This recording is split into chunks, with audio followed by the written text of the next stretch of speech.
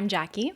I'm Kaylin. I'm Olivia. And welcome to the Secret Superstar Society, episode 5.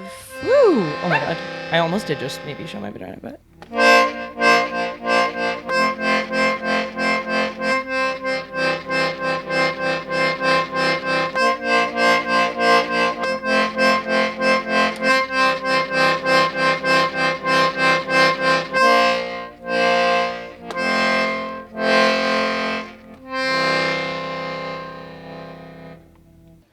Well, welcome. We're back. We're We're back.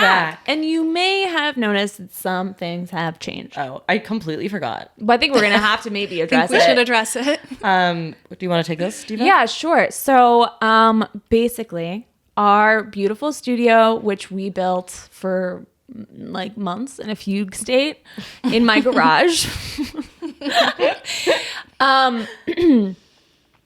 did not actually make my apartment cheaper, weirdly enough. And so I couldn't really afford my place anymore on my teacher's salary. So my partner and I had to move.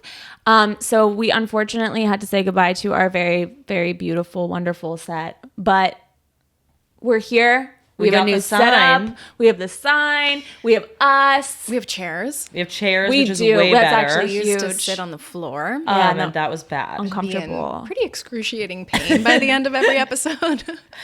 So, you win some, you dim some. Yeah. In this long, complex game of life. So, was it last weekend that we took it down? Yeah. Yes. So last weekend we tore down the set, and Olivia said that it's like those Tibetan monk sand paintings where they make like beautiful, elaborate things and then just clean it up afterwards. Everything's ephemeral. It's true. Impermanence is a fact of life, If baby. things were only important because they were permanent, nothing would be important, and everything is important.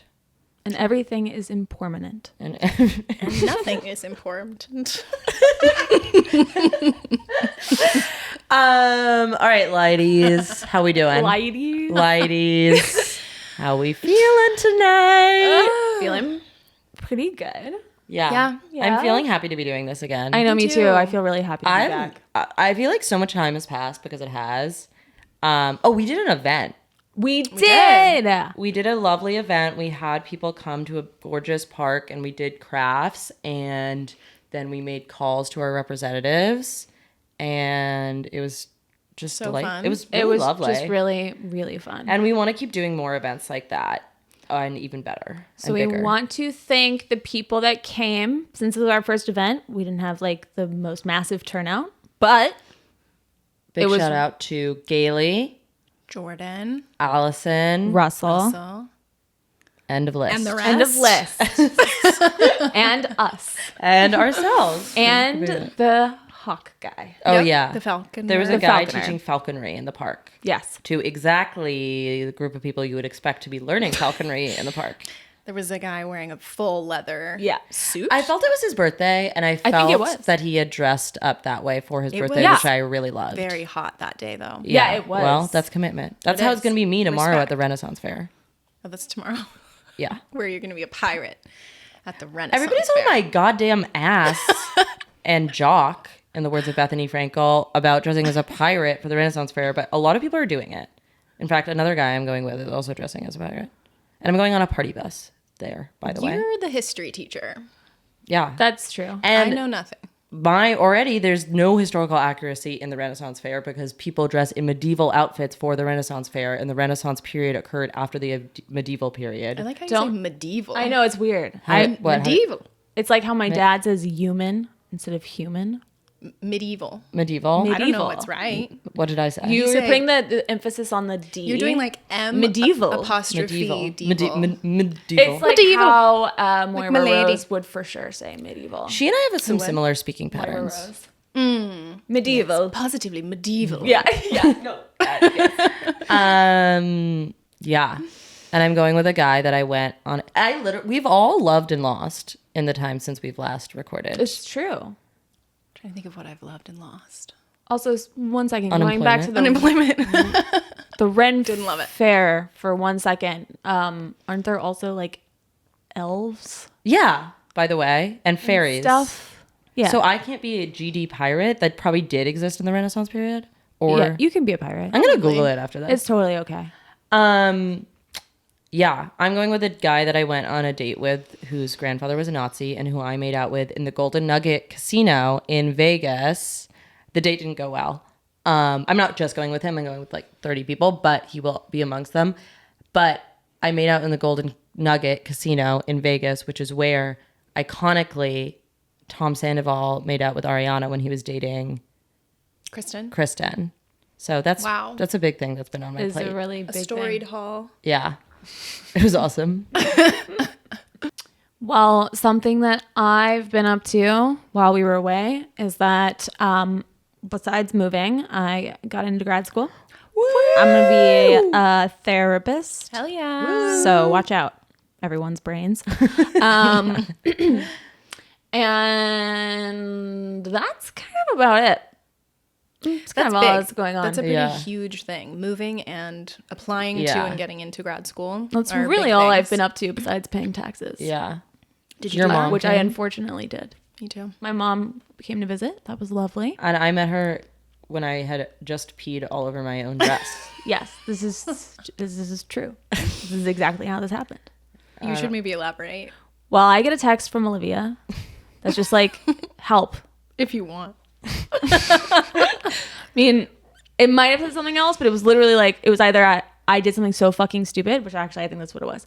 I did something so fucking stupid. And then I was like, what did you do? And I was thinking it was not anything like, I could not have anticipated the truth. I thought it was going to be like, I left my keys somewhere again or something like that. Which I've also done twice in the time that we've been away. Yes. But instead it was, Gailey's parents were out of town and they live really near where we work. And on a break at school, I had gone over to water their outdoor plants, but I had no way to get in and I really had to pee. So I peed in the corner of their garden with permission. And then I hosed it down, but then I looked down at my long dress and it was covered in pee. Yeah. And I had to go back to school because it was the talent show that night.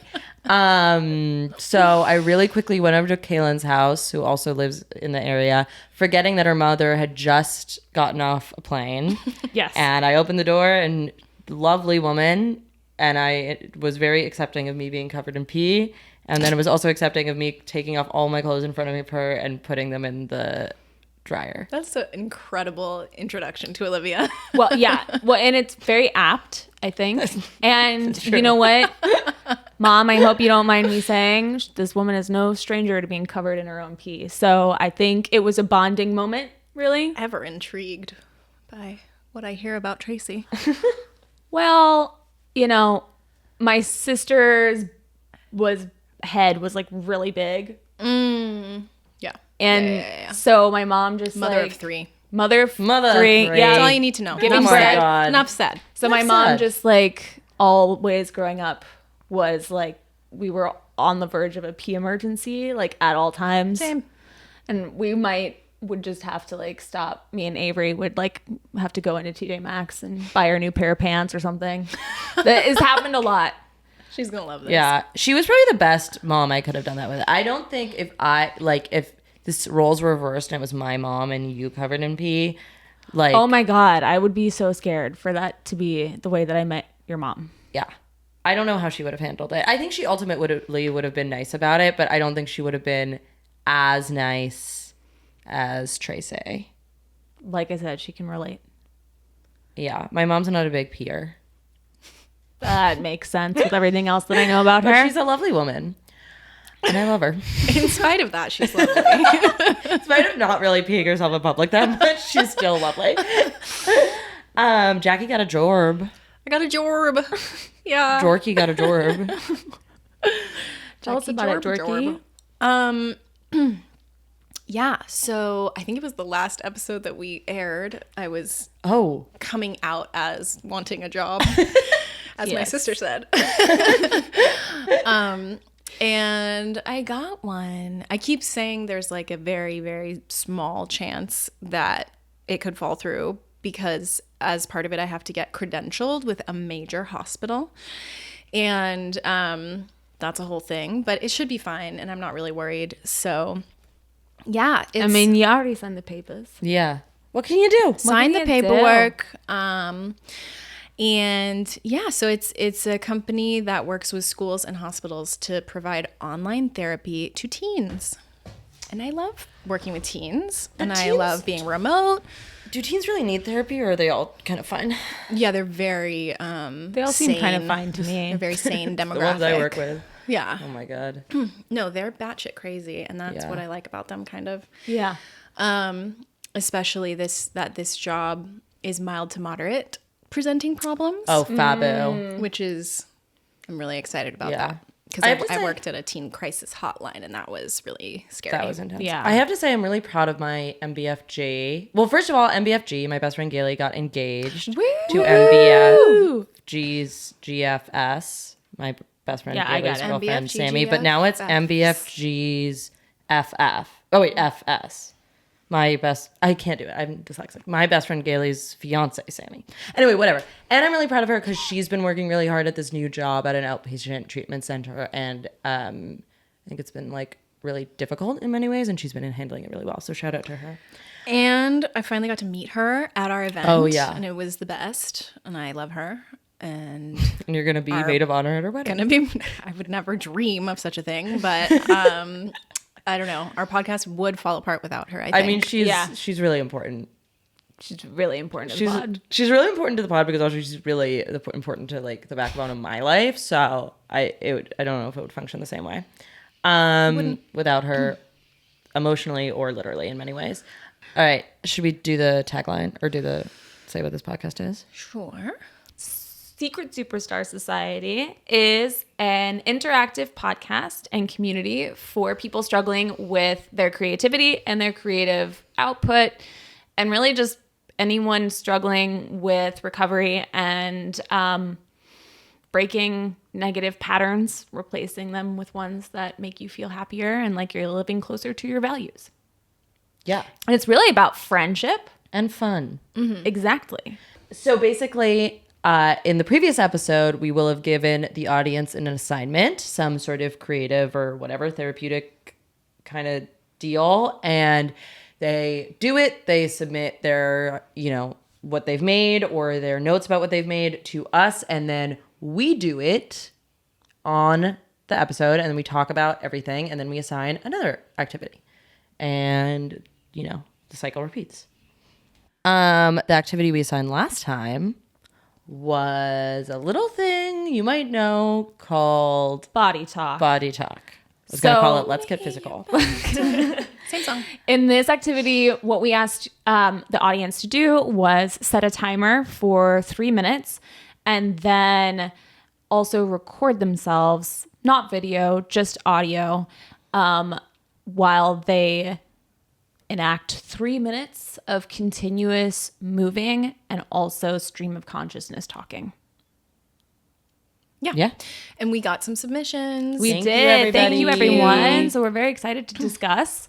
So I yeah. guess we'll go do that. Yeah, we're going to get to the activity and then we will be back. And you'll love it. And you'll love every minute And you'll of love it. every minute of it. And really good things are going to happen to everybody.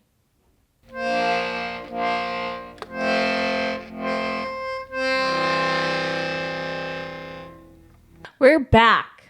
We are back, and we're going to share our body talk recordings with each other and see how it goes. Yep. Here we go. I'm going to play mine first, and it's extremely profound. So, Okay, so we ultimately decided not to include our actual body talk voice notes in the pod because they're kind of personal and kind of long. So we're just going to put that answering machine beep in the part where we were listening to each other's recordings, and then we're going to skip right to the discussion.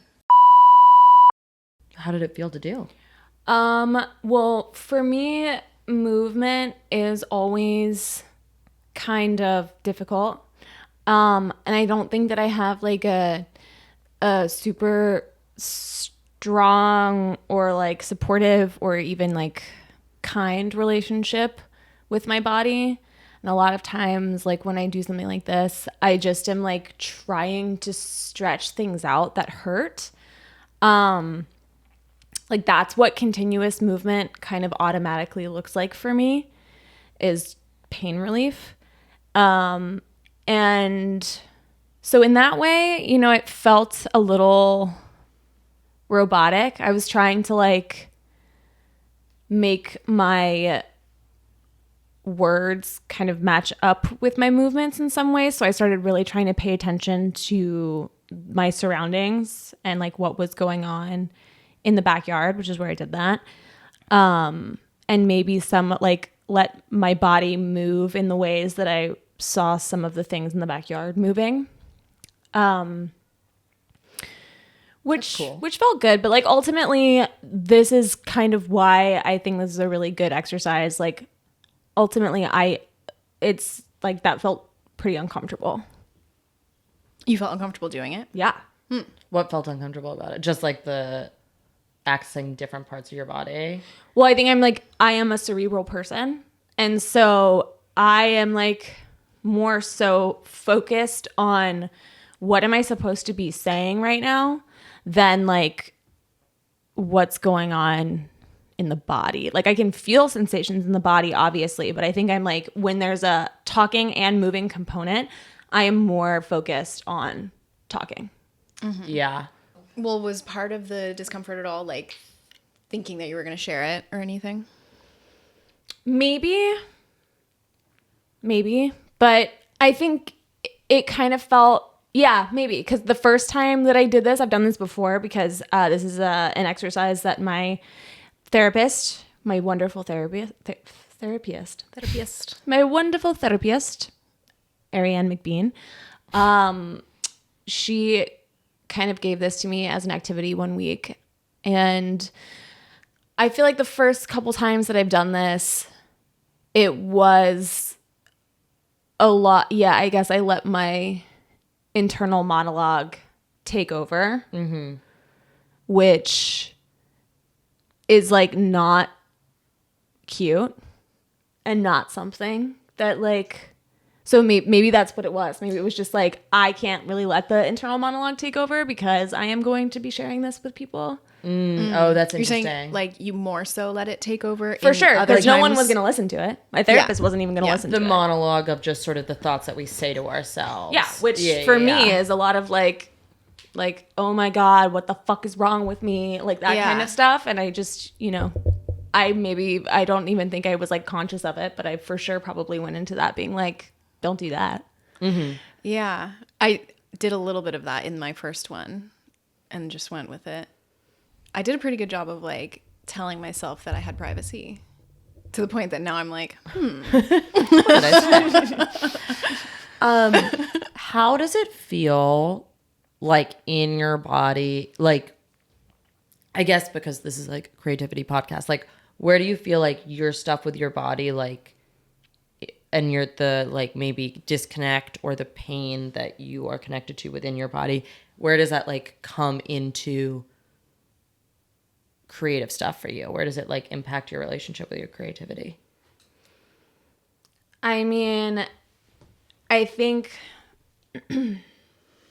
so I started experiencing really, really intense and like quality of life impacting chest pains about 5 years ago. And I didn't know what it was, and it really freaked me out. And I was really like in a period of recovering from intense trauma. And like, I don't know, I think not to bring it back to sexual assault again, but I just think we're talking about the body and this is important. But I think for me, something that a side effect of my sexual assault was that like I really shut off a relationship with my body because it really didn't feel like it belonged to me anymore. And I think I just felt betrayed by it. And so I really kind of engaged in a lot of self-loathing in that way. And I think I kind of sorting this out in therapy right now, but I have a really complicated, I think my family in general has a really complicated relationship with the body. And some of the things that I grew up around and like the messaging and stuff like that, I just feel like a lot of stuff was projected onto my body. So yeah, I think just in general, like most people on the planet, really, really fucking complicated relationship with my own body, very complicated history with my own body. And so I think it makes sense, especially if you're kind of an emotional internalizer, to just like cut off any connection to the somatic aspects of your personality when you are like mostly cerebral anyways. Like I live 90%, if not more, of my life up here. Like this thing controls me. So yeah, I think that this kind of exercise is really, really difficult for me personally. And I think for probably a lot of people, which is why I wanted to do it. Yeah. I think it opens up a lot of really important conversations that we should be having more. We should be talking like we're living in like a world where we're being asked to be more cerebral. We're being asked to be more disconnected from our bodies. And I just think we can't let that happen. But yeah. I think that, yeah, like capitalism has also colonized our relationship with our bodies. And I think that like the more that we can get back into our bodies, which requires us forming a deeper connection with nature, because our bodies are just nature and they're not machines and they're not computers and they're not robots. And like we have to put them back in their natural environment to some extent. Very true. I mean, I feel like very disconnected from my body and very disconnected from nature. And I definitely feel like those go hand in hand. 1000%. And it's all just because of like everything in my life requires me to be like sitting in front of a computer basically, you know? Yeah. Which makes you more cerebral. I mean, like that, like if you think about it, and this is something that I've been thinking about a lot lately, like kids, I think, especially very, very young children, are just 1,000,000% more conscious than we are. I think that their consciousness is like stronger and more attuned than ours is. And I think that it's just like we're getting our animus that we're all born with, like just this like wild spirit is just like totally ironed out of us. Mm-hmm. And so our body is trying to send us messages and we just like have lost the language to be able to understand.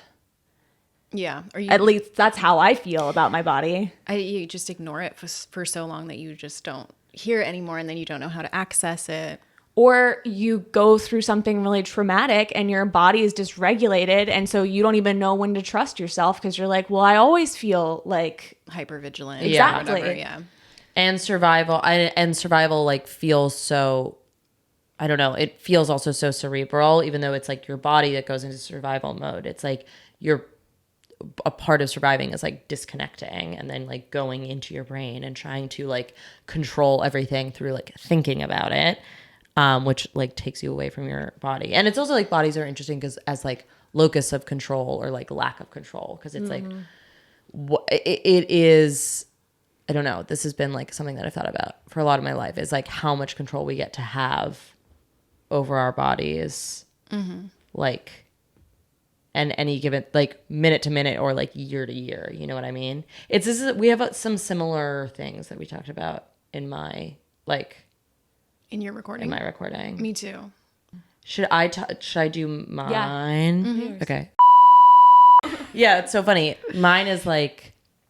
I basically don't talk. It's so cerebral. Like I just go into what I'm like thinking about. It's so all the time. hard to balance the two because then you have mine where it's like I'm forgetting to talk because I'm trying to move, and you're forgetting to move because you're talking. Yeah, or it's like I just move the same way because it's also like I do feel like I have a little bit of constant motion in my life. There, like That I know. True. I have a problem. In a lot of ways. I never stop You have a problem moving. in a lot of ways. Yeah. No, I just mean, I just mean that like even if we're like podcasting, you're always kind of moving. Yeah. But then also in your like your weekly schedule, you're always on the move and doing a million things. Yeah. And I feel like the way that I don't know, like my favorite way, and I think like an element of creativity that's in my life is like I do love to dance. And like it's funny because like when I was a kid, I actually was like I took all these dance classes and I was like horrible. Like I had a ballet teacher who took my dad aside once and was like, Olivia like moves her body weirdly. And we're like worried about her. But ballet is like the opposite of like dancing for fun to express yourself. Yeah. And now I like love to dance and I think it's so fun and I think I'm really like I'm good at it. And even in like moments where I haven't connected with my body, like or whatever, like I still feel like I've been able to dance. But then also I feel like dancing is to me is also like so tied to like the pursuit of sex. Like when I was in a different phase in my life, like that was like I used it as a tool quite effectively, not to brag, to get laid and or whatever. Maybe I haven't had sex. I don't know. I'm just trying to like whatever. It's so hard to talk about sex and like do it in a normal way, and I don't think I'm achieving that. No, not at all.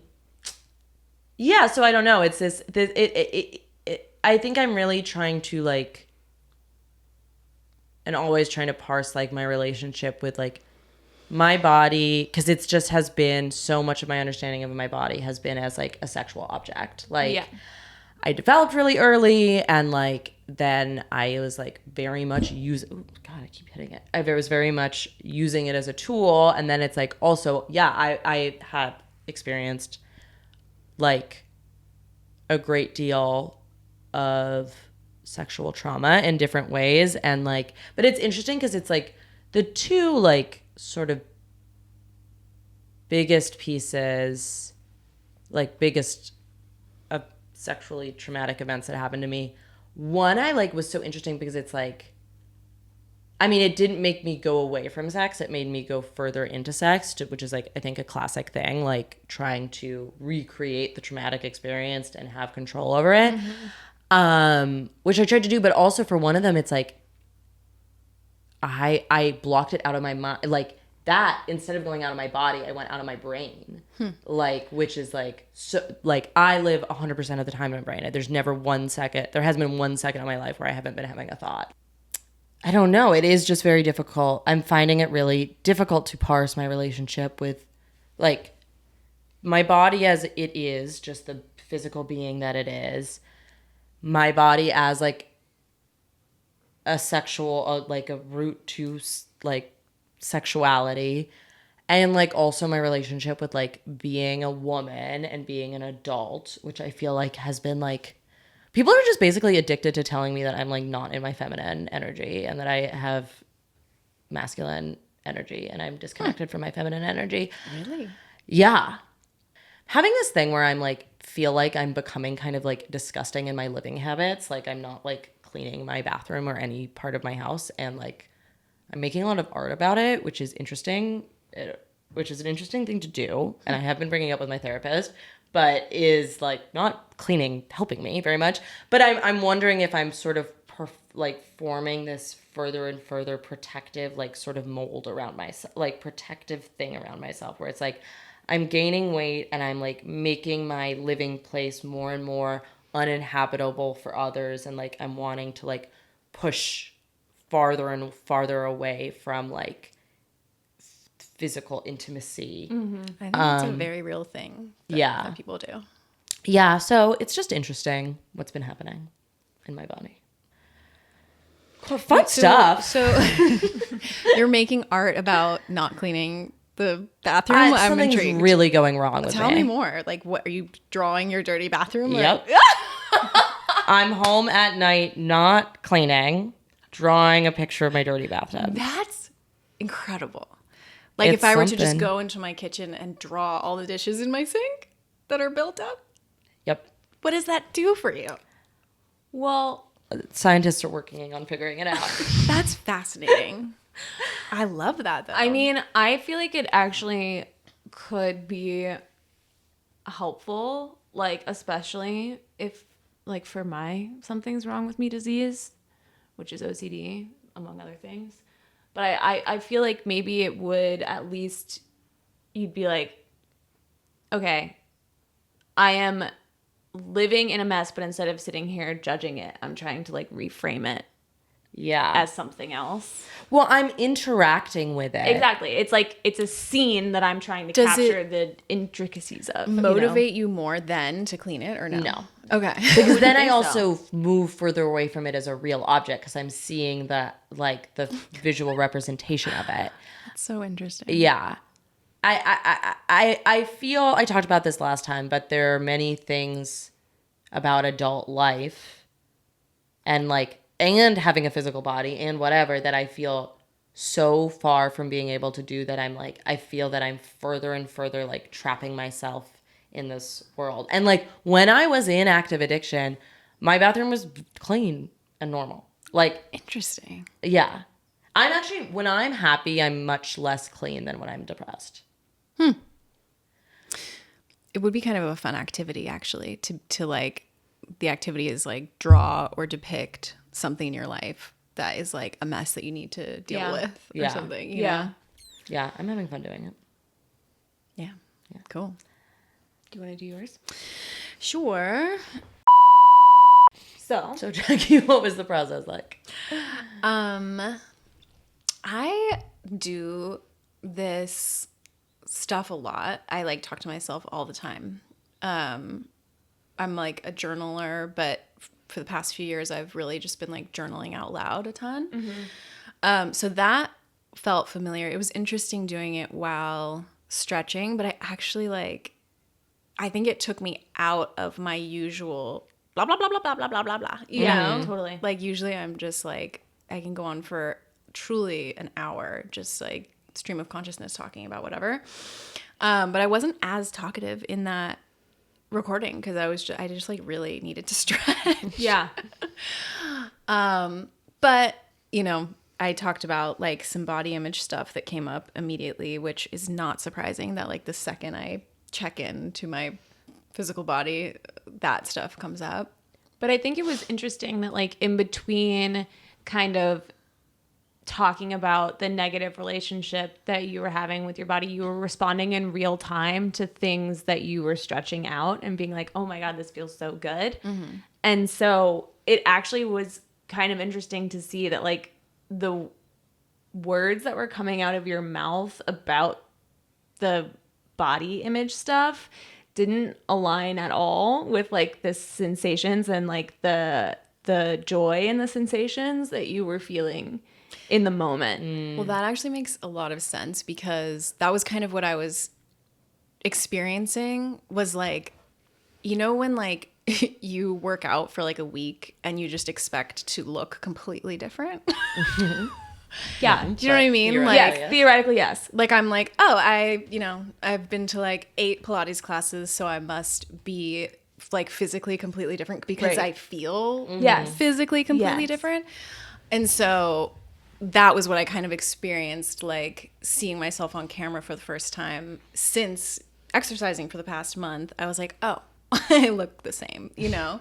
Whereas I was like, because I feel so different physically and like inside my body, I was expecting that to match up with like my self-perception visually more. Which is so, like, really goes back to the thing that we were talking about before is like we have this different, like the way that we look at ourselves in the mirror and like with the projections that of beauty standards and body image stuff that we get from our family of origin, from our society, from all the advertising world, like all of this stuff.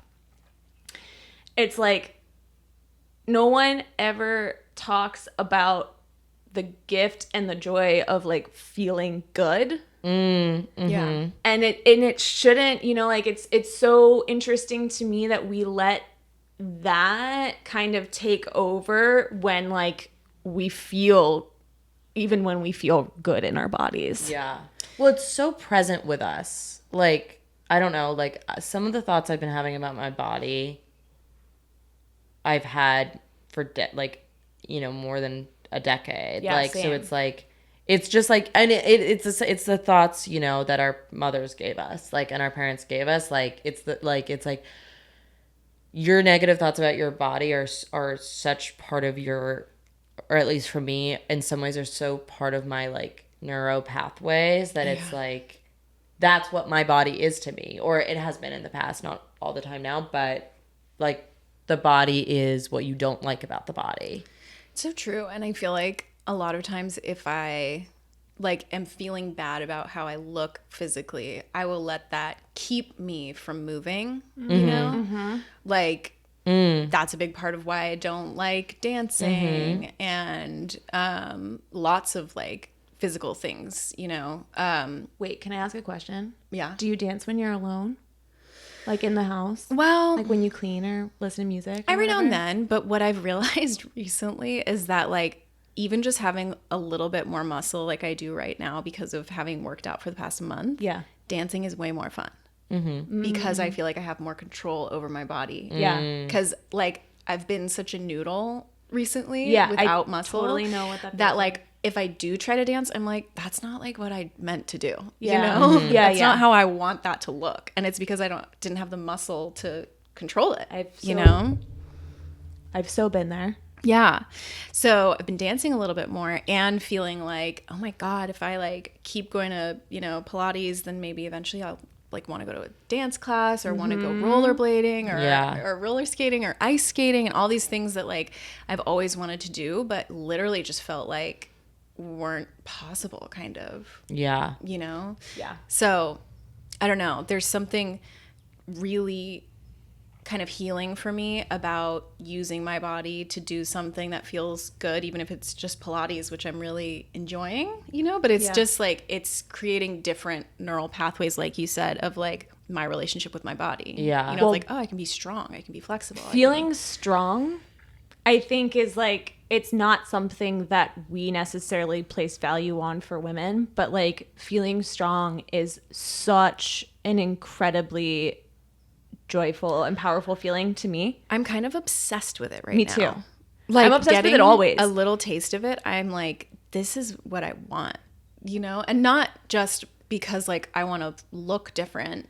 No, it's like I feel like I could go on a 7-mile hike right now. Yeah. I feel like if I had to like run 3 miles in the woods, like maybe I could. Like there's something Yeah. about it connects you more to me, connects you more to that inner wilderness. Yeah. And animus for Yes. sure. Like Yeah. I am like such a deeply feminine person to like a fault sometimes.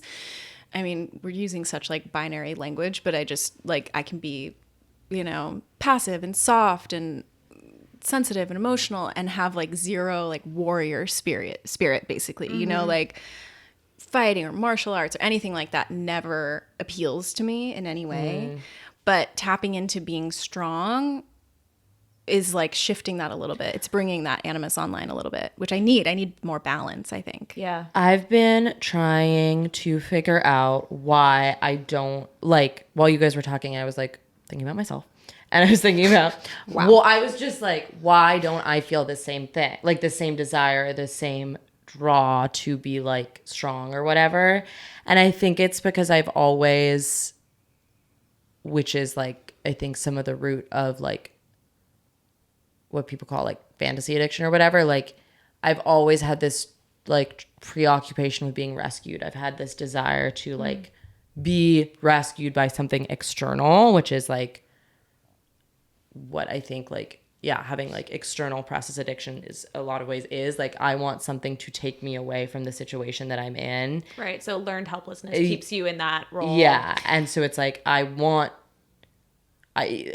this I think is true in a lot of things in my life. I don't want to do it. I don't want to be in control of it. Like even though I want control so desperately, it's like I want to be weak enough to have to be rescued. That's actually, I like totally relate to that actually. And like, I feel like I've always sought out in romantic partners, like people who are really strong and brave and like really have a lot of that masculine energy, you know, and like Jung again says that like in relationships we are seeking wholeness through the other person by like finding people who fill in those gaps for us.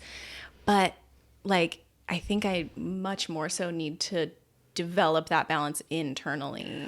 Well, I think it's so funny too, because then what I seek out, like this contradiction that I have within myself, is people who need to be rescued. I was just gonna say that. Well, I was gonna say that, like, not that in particular, but that you've said in the past that you seek out someone who does not have a strong personality because you have a strong personality. And I think using the word strong also applies in this way. Like, I am a very strong personality, and I am a hyper independent person.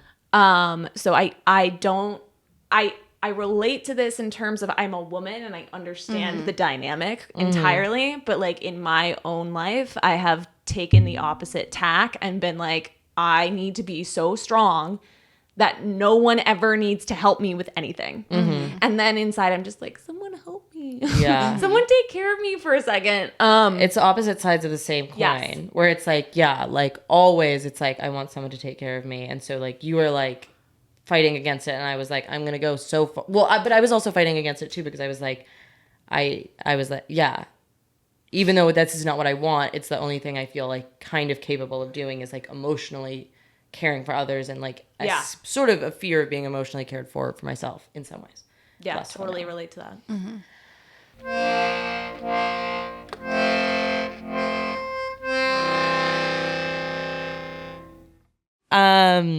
Okay.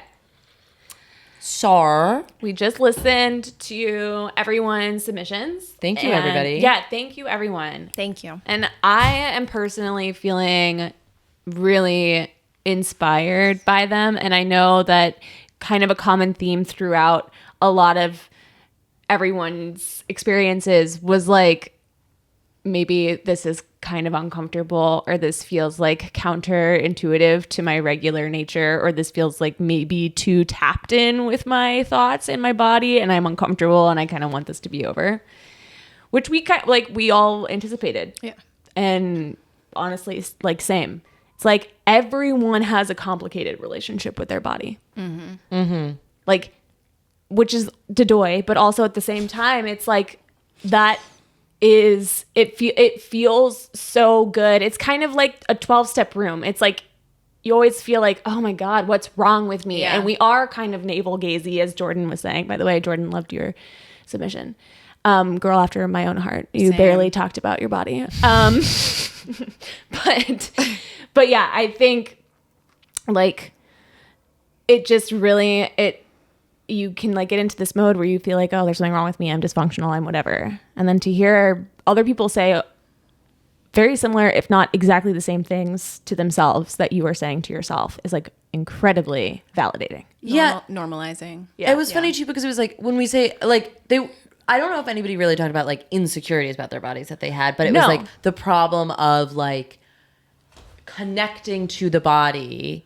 And a lot of people were like, this feels like journaling. Like a lot of people said that, and you said that, right? Yeah. Like, yeah. And it's like, it's funny. It's like I don't know, when we allow ourselves to sit with ourselves, like I'm curious often about what exactly journaling does for like why it is people find it so helpful to engage with like one's own thoughts in that way, and to like, and I guess because it's like the act of like being with oneself, and it's interesting to think of like being with oneself also in a physical like way. You know what I mean? Well, I think your brain, your body, and your unconscious, wherever the fuck that thing lives, like they are all trying to process information, stimuli, trauma at all times.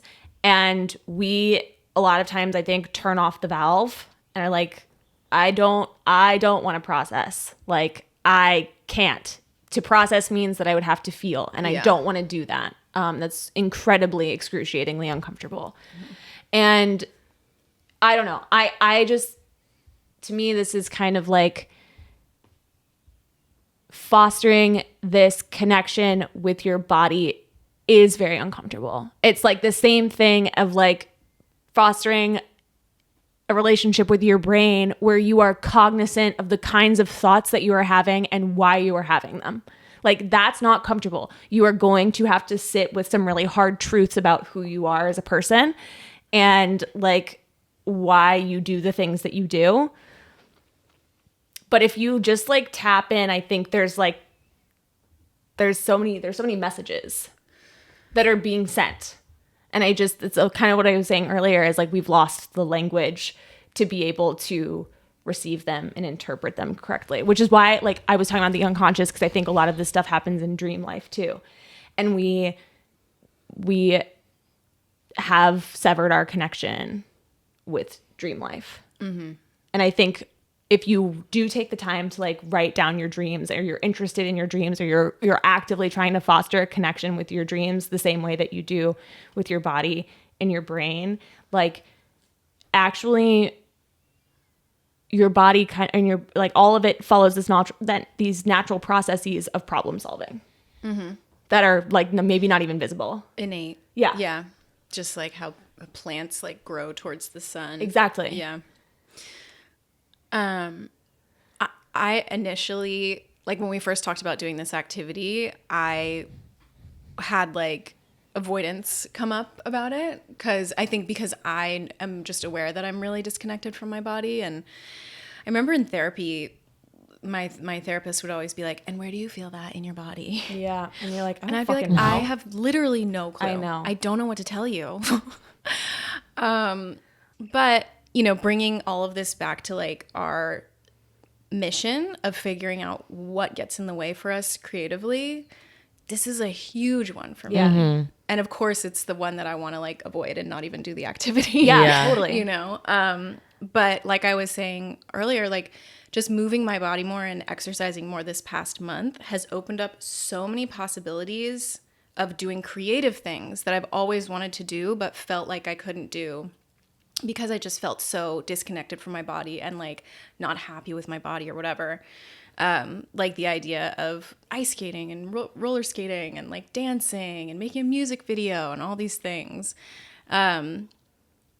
So I don't know. It's just interesting to realize like how much our disconnect from our bodies is probably getting in the way of our creative pursuits. Yeah. 1000%. And it ties into your self-acceptance too. Mm-hmm. Like that you can't just be like, oh, I'm okay with like where I am at in life and how my brain works. Like you also have to be accepting of your physical body. It's the vessel for all of those things. Yeah. And it's interesting to think about like having a creative relationship with your body. Yeah. Like how do we engage with our body creatively? How do we move it creatively? And I also like, it was interesting. It was an interesting experience listening to the submissions because it was like, it was so intimate. Yeah. Yeah. Like it was almost, even though it's like, I'm very close to the people who submitted. I was almost like, this is too intimate. Because it was also the intimacy I of loved like, that about Me it. too. Yeah. It's like getting to look into people's houses at night Yeah. through the window. But you do need to go to Voyeurs Anonymous. I on the same page as like you. if you're on a walk and it's And like you're like, glowy windows. one of the things I feel there. one of the great tragedies of life is that I won't be able to see inside of everybody's house. I think Yeah. about it all the time. It's one of my deepest desires. Totally. But it was interesting. You know what felt what felt intimate was A, the feeling of being like a little bit like I'm reading someone's journal, but also B, with people who felt like who couldn't get out of their heads in terms of like the presentational, like that this was going to be for other people. Like I always think it's a very intimate view into someone, like kind of what they think they need to present as. Yeah. You know what I mean? Like I think that's a really interesting, like the facade is always a really interesting way to like study what's underneath. That's one of the reasons that I find Real Housewives so compelling. Well, and I think what was really cool about all of those submissions that the people who were engaging in the facade were also like talking about how they were engaging with the facade. Yeah. You know, like they were aware of the facade. They just like couldn't detach themselves from it. And to hear that thought process was so interesting. And That's true. like, I don't know. I loved the intimacy of this. Like, I don't know these people. These are all Olivia's friends that submitted. Thank you so much, Olivia's friends. Seriously. I don't know you guys very well. Maybe I know some of you, but like not well.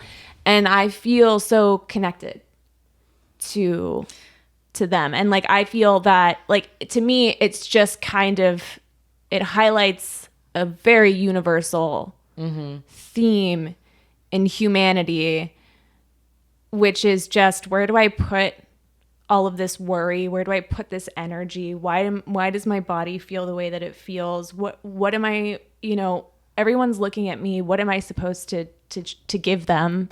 Like, all of these things were contained in this little activity. And to me, that just makes me feel, in the time when I just feel like we're so disconnected from each other, like, that makes me feel so connected. Yeah. Agree completely. And like, I related so much to so many of the recordings, like Gabe's struggle to not be self-conscious and Jordan's like constant anxiety, as she said. It was just like, oh, thank God it's not just me. Both of those things. But I love what you're saying about like the facade and how this exercise brings us face to face with that facade, because everyone who was doing it was alone, but knew that they might share the recording. It sounded like Erin was in public for sure. Oh yeah, She was Erin was walking. walking around. But there like was a sort of privacy. Yeah. But knowing that you might share the thing and other people might hear it. And I think that's another thing that comes up a ton for me in my creative process is like, if I'm just trying to sing a song or something, it's really hard for me to like have absolute mindfulness in the moment and like give myself privacy is what I say. Right. And not think about not imagine an how, audience. Yes, totally. Yeah. And sometimes it feels helpful to imagine an audience because it like, I don't know, it like, because of the facade, and the facade sometimes feels like more of like a stylistic thing.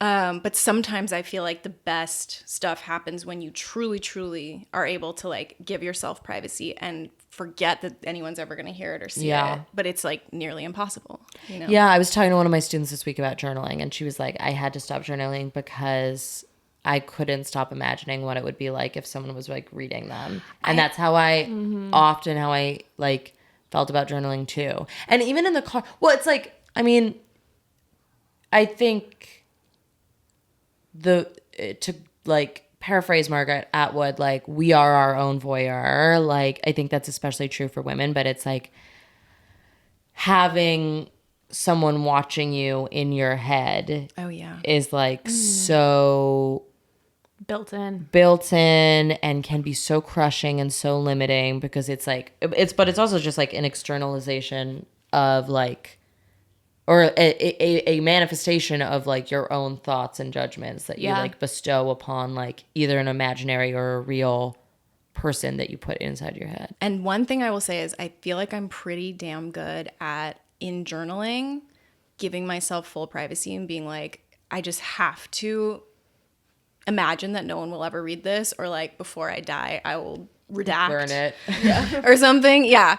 And there, it's like so important for me to have that full private time where I don't have an imagined audience. And then I wanted to ask, did you guys ever, when you were little, or even like nowadays, do a thing where you like imagined that you were like on camera, or like had an audience, or people were watching you at all? Like in general? Yeah. Yeah, but I did it in a really weird way. Tell me. I feel like I know. Okay, so one of my favorite shows was Even Stevens growing up, and loved it. And I don't know who will remember this, but he had two old men living in his head all the time. I don't remember that. Oh, it was so good. He had two old, like, they would show the inside of his brain, and it would just be these two old men. And that's like what his internal monologue was as a 12-year-old boy. And I was like obsessed with I Love Lucy and Lucy and Ethel. Same. And so I imagined. Just rewatched it the other day. Lucy gang. Yeah. So I imagined that Lucy and Ethel were in my brain. Oh, I love that. That's And so cute. that they were like watching and narrating. They'll be like, oh, she's doing her art again. Look at her. That's We're so so proud of her. cute. So yes, that was the only way that I imagined people were watching me, except for when I was like literally performing for my stuffed animals or like, filming a short film or something like that, which I obviously wanted people to see. Yeah. Have you ever done anything like that? It's hard for me to remember. I know what you're talking about. I think I think I lived very strongly in a fantasy world, but like a lot of the fantasy was like, in the future I will be famous and I will be watched, and that will like solve my problem. That I had for sure. What you're describing sounds more Truman Showy. Yes. Yeah. Okay. I was just gonna say Truman Show, but also like it takes many different forms. Like a lot of it, I realized more recently or like later in life, was male gaze. Oh yeah. You know, of just like, okay, Well, that is a prison. That is like one of my prison.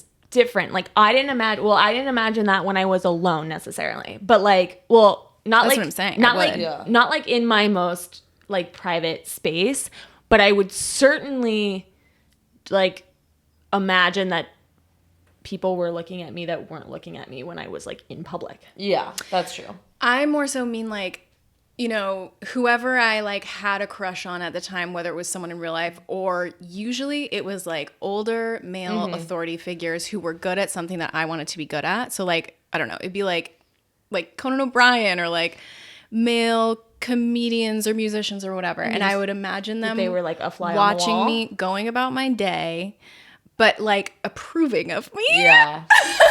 Or like being attracted to me. Yeah. Or something. I can't believe I'm admitting. I mean, No, I think that's And what was interesting was that I talked to my sister about it once, and she was like, I did the same thing. That's interesting. Yeah. And so we were like, is this partially a product of having grown up in Los Angeles when we grew up with reality TV and like, That's interesting. I don't know.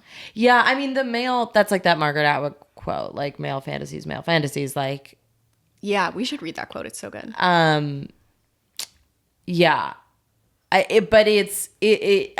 feel, I mean, the male fantasies thing, like a lot of my fantasies were about being rescued, and then those like very quickly, like I think those started at a young age, and then they transmorphed into just like the constant like voyeur inside of our own head of like some man, whatever man, and that like still keeps me like is a thing that makes me feel like very trapped Yeah, today, something that I would like to rid myself of. totally. Like there would be times where I'd have to be like, okay, no audience, you know, like let me be fully alone and like be able to like, I don't know, be, you know, embarrassing or not attractive or whatever, you know. I'm really trying to think about this because, like, I know for sure that I can relate to this specific thing on some level. Like, for sure, I would, like, even in college, I would go out. This actually is really sticking on my mind. I used to run 3 miles a day, like, every day. Wow. All throughout high school and college. So I played club sports and stuff like that. But anyways, so where I ran in New Orleans, so I didn't go to the gym, I would run on the neutral ground, which is like the right word for median, which is I guess what people say everywhere else. Never heard that before. Well, I run on the neutral ground, which is where the streetcar goes up and down. Cool. Yeah, so I'd run on the streetcar tracks, and it was in the middle of like a very, very like major street, and I lived very adjacent to a lot of people that I knew. So like I would imagine that like every time I would go out for a run, it'd be like, I'm going to be seen by someone. Exactly. Either my high school crush or my high school boyfriend or like someone. But I never pictured women, obviously. I was just picturing like I'm going to be seen by like some man who I want to see. Yeah.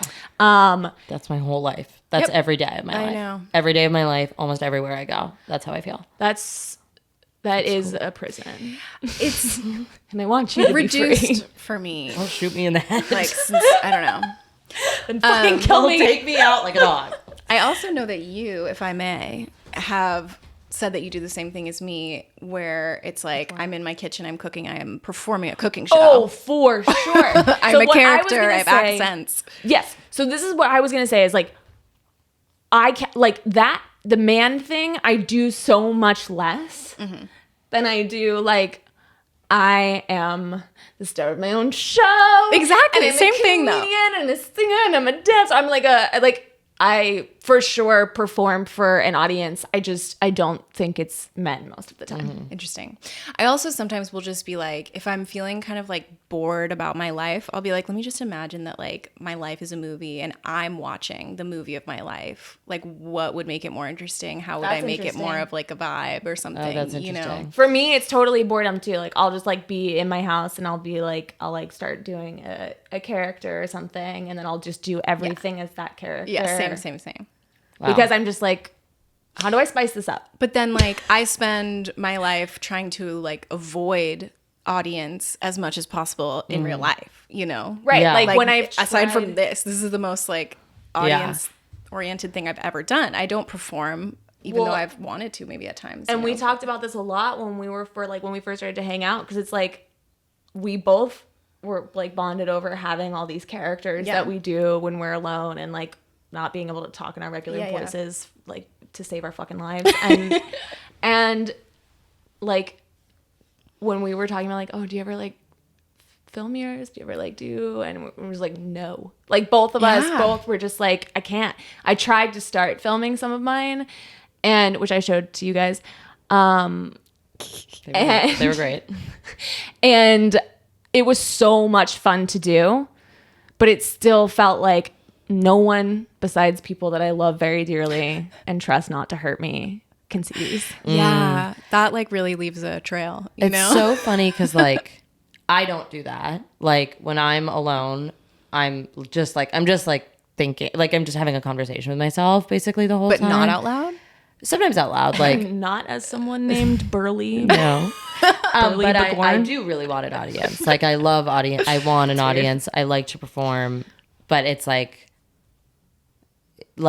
I would just rather perform, and then when I'm with myself, like I'm doing my own thing with my internal, interesting and makes so much sense. voyeurs. Because you actually will go be around people all the time. I will spend so much time Yeah. never being around people, so I have to like imagine them. Well, we've done it. We figured it out. Freak, Normal. normal. Just kidding. Freak. JK. Just a slightly different kind. Yeah. Freak on a leash, freak of the week, Freak of the week. Freaky deaky. Freaky deaky. Freaky Friday. And it is Freaky Friday. It's a Friday that we're recording this. Well, this was just interesting and fabulous. Yeah. As all of our conversations are. Every single conversation we have is both interesting If we do say so and ourselves. fabulous. That's why we have a podcast. Okay. Okay. So now Olivia is going to introduce our activity for next week. And I'm Olivia. And our activity for the next week is based off of an activity that the all-time diva Lynda Barry put in her book, What It Is. Love Lynda Barry. This is my Lynda Barry tattoo. She's just a completely fabulous like teacher and cartoonist and writer and whatever. Okay, so basically what it is like half like autobiography, half like guide on writing. And one of the activities she does to like kind of like get you into writing something is called this. I actually don't know what it's called. But what you're going to do is you're going to start by spend 30 seconds relaxing your body. You can do like a body scan, starting at the top of your head, going to the tips of your toes and like relaxing your body. And then you are going to focus in. We will give you a word and you are going to focus in on the image that comes up from that word. You are going to focus in on you might have a couple and you can decide what image you want to focus on. And then you are going to start asking yourself the who, what, where, when questions. Like, who is standing there? What are they doing? What do they want? When in the day is it? When in the year is it? How are they moving their body? Whatever. And the goal is to write continuously about that scene for 10 minutes straight and to not stop moving your pen. Even if you stop, like you can't think of something else to say, you can she recommends having 2 notebooks, and you move your hand to another notebook and just start drawing circles or doodles or whatever until you can think of something else to write. I think another method is like you can maybe even just like press your pen like down on the paper. Even. Yeah, she just wants motion in the pen. Yeah, so like it's it could stay. Yeah. Well, I think she wants it like moving forward, but whatever. I think pressing it down is also probably fine. She's not watching us. I was just Maybe gonna say because she is. Some people get insecure about their doodles and stuff too. Yeah. So like maybe even just Or just like But seriously, like she'll say what she says is like spirals. Just do like spirals, and then what she says is find your way into it by saying like I am, doing it in the first person. So like I am standing on the street talking to a man who I've never met before, and I am feeling hungry because it's lunchtime, and I am wanting, and it like doesn't have to be good, obviously. Yeah, and so the goal is 10 minutes continuous writing, answering the who, what, when, where, why of whatever image comes to your head based on the word. And the word that we will give you is window. Window. So when you're getting ready to do this activity, think of any images that come to your head when you hear the word window. And just go with one. Relax your body. Go with one. 10-minute timer. Who, what, when, where, why. Using first person to get into it. And remember, you don't have to share what you wrote. Mm-hmm. We would love to just hear how it went if you wind up not wanting to share what you wrote, or we'd love to see what you wrote. Yes. Okay. And go to our Patreon to find out how to submit. All the information is there. Mm-hmm. And follow us on Instagram and YouTube. And tell your friends. Please spread the word of mouth. Yeah, do that. Ever. We're tired. And give us 5 stars on whatever you want us to give us. Rate, review, subscribe. Yeah, that would be cool. Yeah. And on the lookout for we might do an event again. Yes. And just like, And have fun.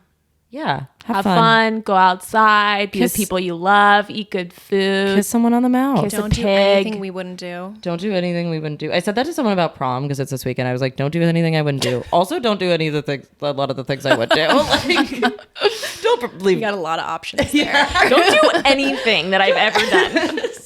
Certainly don't, whatever. All right. Anyways, bye. Thank you. Just kidding. Yes, just kidding. Yes. Just gonna say thank you to everyone who submitted. Oh, yes. Thank you to everybody who submitted. Jordan, Aaron, Gailey, Gabe, Lizzie. Love you lots. Yeah. Sorry for everything we said.